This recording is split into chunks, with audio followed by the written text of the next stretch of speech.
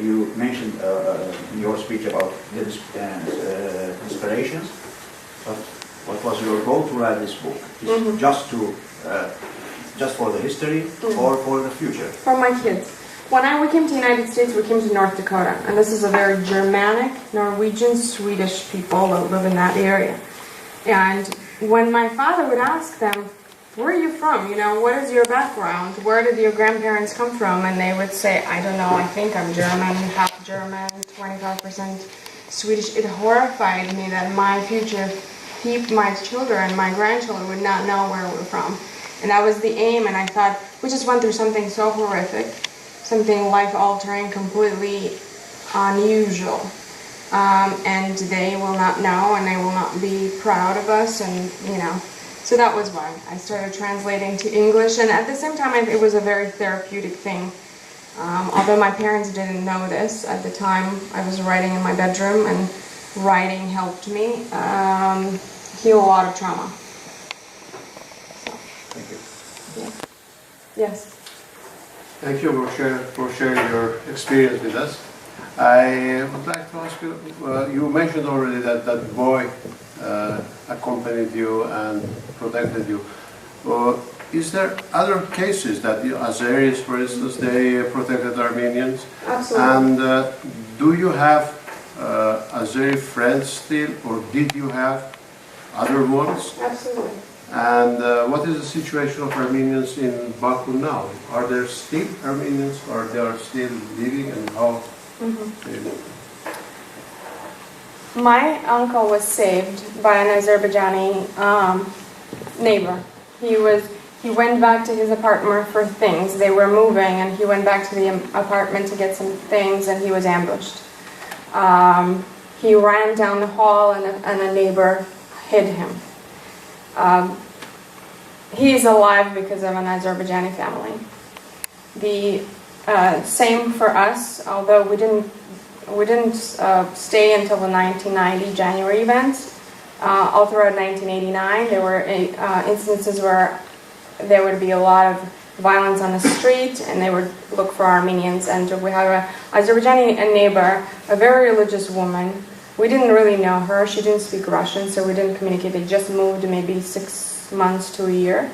And when they were knocking down on our door, I mean, I'm saying knocking, they were hitting our door to get in. My mom's maiden name was Adamian, so she was at first on the list in the records, alphabetically. She came outside and just dropped on her knees and asked Allah to help her, and then please leave, and she made them leave. So I don't know what would have happened. I mean, my father probably would have been dead. So absolutely, we have so many stories of decent Azerbaijani people who really just, risked their lives and saved Armenian people. That's why when I speak about Azerbaijan, I'm speaking about the government and not the people of Azerbaijan, because we lived with them. I grew up with them. I had friends who are Azerbaijanis,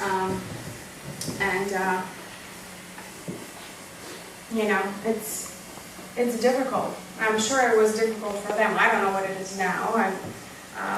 I'm told by Azerbaijani government that there are 30,000 Armenians live there, but I only know of one, and she's half Armenian, and she lives under a Russian identity because her mother changed her name when she was a child. So she has some sort of a post-traumatic stress disorder because she's afraid to run into people who know her by an Armenian name.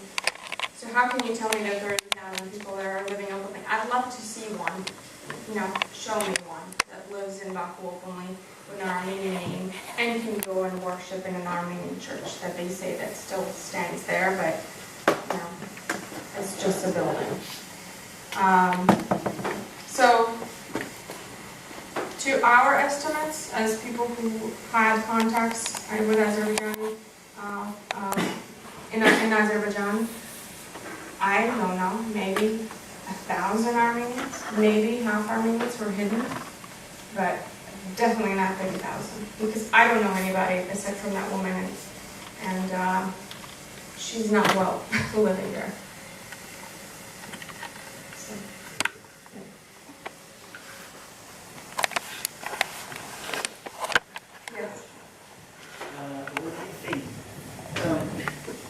the Baku Armenians, the Baku Armenian community needs for them to engage, because their story is really important right now, like yourselves.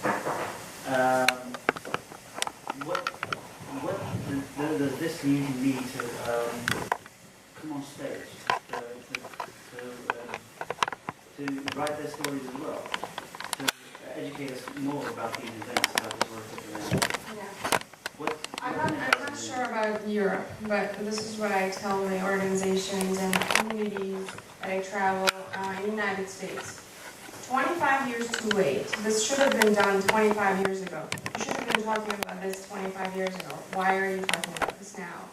And I'm talking about this now because I'm an adult and I'm taking charge of my own activism life, and this is my heart. But the Armenian diaspora should have communicated to the Baku families that came. Many of them didn't. Many didn't know what happened in Baku. So the older generation, my parents' generation, is detached. I see that the younger generation is coming in. They're reaching my age, and they're having families and thinking about life, and they're drawn to their roots, and they come back. So I see more of the younger, the ones that are born there, definitely, but the ones who were born in Baku were little and then came to the United States, they're coming in. I don't know about reserving their stories. Many of them I know are recording them. I don't know about any books coming out, but definitely recording stories of just, living in Baku, what it was like, stories about Armenians living in Baku, and also the violence and what happened, and just some of the strangest things that these people went through just to survive. So I think that the same happened in Armenian genocide. Did the Armenian genocide, I'm not comparing, but when did they start talking about it? Did they ever? Was it their kids, their grandkids? So I think it's kind of on our shoulders right now, and it's a larger Armenian diaspora that needs to make an effort to have events like this and speaking about what happened to them. And everywhere I go, all the churches that I visited, for example, told me, would never see Baku Armenians come because it's typical, Soviet church.